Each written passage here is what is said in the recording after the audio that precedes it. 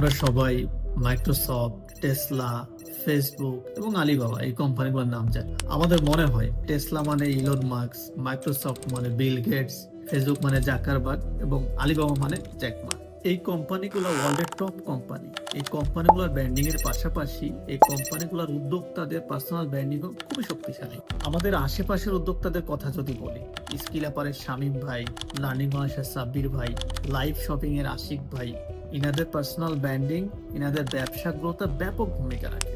আরেকটা নাম না বললে নয়, শুভাশিস ভৌমিক। বাপকা বেটা পেজের ভিডিও আমার মনে হয় আমরা সবাই দেখি। উনি ওনার ধারাবাহিক কন্টেন্ট, ট্রেনিং এবং জ্ঞানের মাধ্যমে ডিজিটাল মার্কেটিং দুনিয়া অথবা কন্টেন্ট মার্কেটিং দুনিয়ায় নিজের নামটাকে একটা ব্র্যান্ডে পরিণত করেছেন। উদ্যোক্তাদের জন্য পার্সোনাল ব্র্যান্ডিং কেন এত গুরুত্বপূর্ণ? কারণ প্রথমে মানুষ মানুষকে বিশ্বাস করে, তারপর ব্র্যান্ডকে। আপনি যদি নিজেকে সামনে আনেন, মানুষ আপনার ব্যবসাকেও আস্থা পায়। এটা আপনাকে প্রতিযোগিতার ভিড় থেকে আলাদা করে তোলে। পার্সোনাল ব্র্যান্ডিং থাকলে আপনার কথা, সিদ্ধান্ত এবং উপস্থিতির মূল্য বেড়ে যায়। ইনভেস্টর, ক্লায়েন্ট, এমনকি আপনার টিমের সামনেও আপনি একজন যোগ্য নেতা হয়ে ওঠেন।